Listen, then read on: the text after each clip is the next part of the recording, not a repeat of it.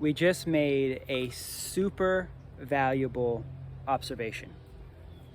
This Moringa, as you can see, is nice and green.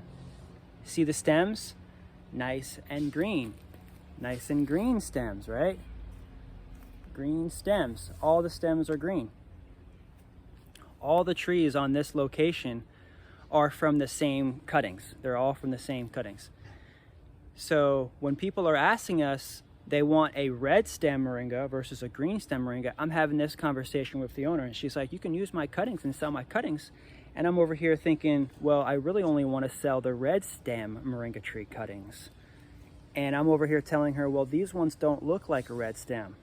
Then we turn our attention to this tree right behind us that's getting morning sun, AM sunlight.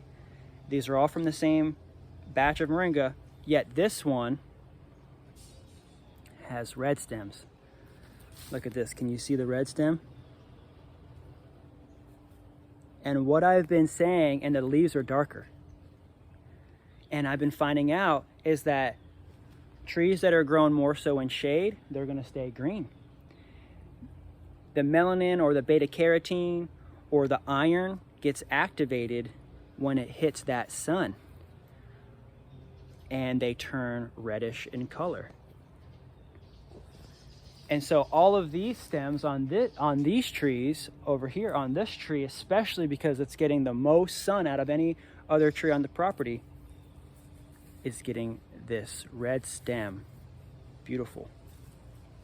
Just a little bit of a characteristic trait that we're noticing on the Moringa trees, wondering if the red stem ones are the PKM one that stay shorter, bushier, have darker greens, and have more drumsticks. But we're here, and this baby right behind us, it's kind of bright. This is a Moringa tree right there, right up there. That's Moringa, Miss Moringa.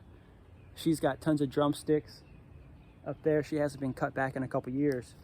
And I've been here, coming here for the last few months, if not about a year or so, just harvesting these greens in this backyard food forest, beautiful backyard food forest in Clearwater. So we're just getting the trees back, harvested for the last time in the season, so that way they can all stay dormant. She's got about 1, 2, 3, 4, 5, 6, 7, maybe about 15 trees in her normal residential backyard, and she's reassuring me, hey, don't worry, these are all organic. Nobody's spraying anything. This is clean. This is all love and everything, and I can feel it, and I feel the energy from it. So we're just getting this tree cut back. You can see this is the one that she was actually using for food over the summer. She cut it back down here. Let's see. She cut it back down there. Here first, and then it split. And then so we're cutting it back here so that way it splits again. And you can see that they're all red stems with dark greens.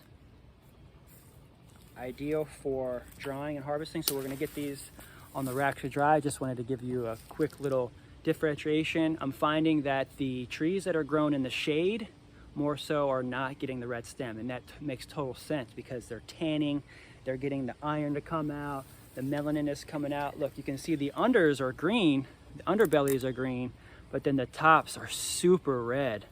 Look at that. One of the characteristics of the Moringa tree, and it darkens the greens up really nice. Beautiful. Much love. We're just getting these planted. If you'd like to become a harvester actually with the Grow Moringa Collective, please give me a ring, 813-567-3100.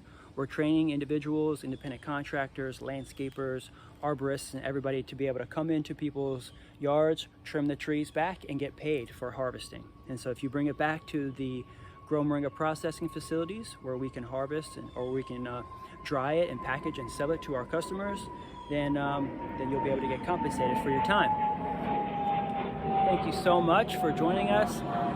Much love, peace, and prosperous growing. We'll see you next time. We're going to go ahead and get the rest of the trees harvested.